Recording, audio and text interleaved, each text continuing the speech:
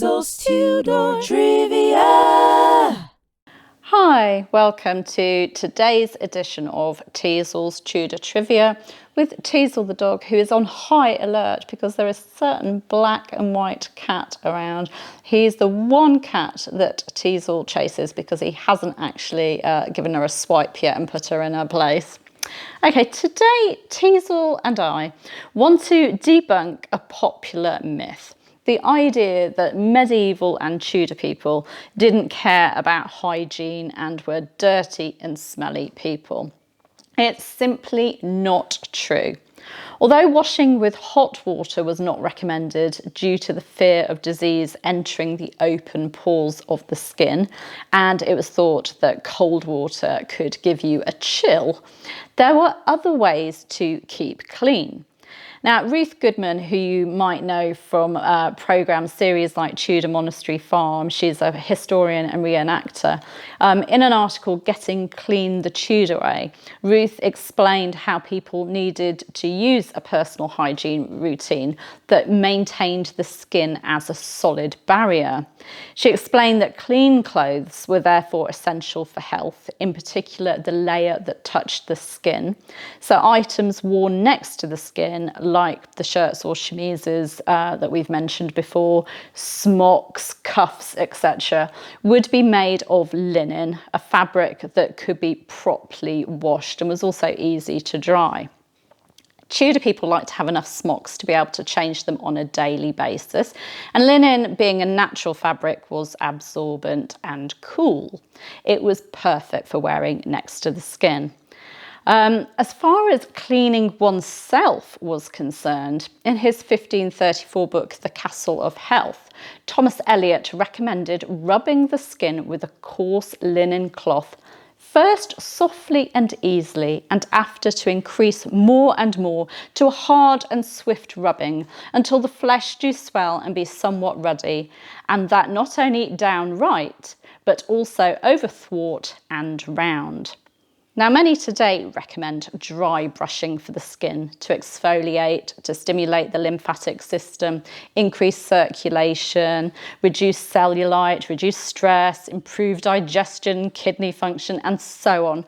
So I'm sure that this rubbing with a linen cloth would be quite similar and would have been beneficial. Historian and reenactor Ruth Goodman, who I've just mentioned, talked about her experience using this same skin rubbing technique combined with Tudor costume. She changed her linen smock and linen hose daily and rubbed her face and body with a linen cloth every day before bed. For just over 3 months she did this, and she didn't shower or wash at all. And she says that at the end of it, I remained remarkably smell-free, even my feet. My skin also stayed in good condition, better than usual, in fact. So it really did work at keeping the person clean and odour-free. But some people did wash too. A 1547 book recommended, when you be out of your bed, stretch forth your legs and arms and your body, cough and spit, and then go to your stool. After you have evacuated your body and trussed your points, comb your head and wash your hands and wrists, your face and eyes, and your teeth with cold water. The wealthier classes could afford Castile soap, a soap made from olive oil. And there are Tudor recipes for washing balls and musk balls, kind of scented soap balls too.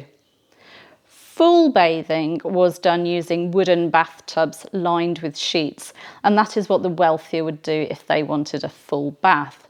But obviously fetching the water, heating the water, dealing with the sopping sheets, getting rid of the water, etc. was quite a palaver. So you can understand how people wouldn't want to do that too often. And Teasel would just like to point out that she really doesn't like being bathed, so she can see how skin rubbing would definitely win over that one.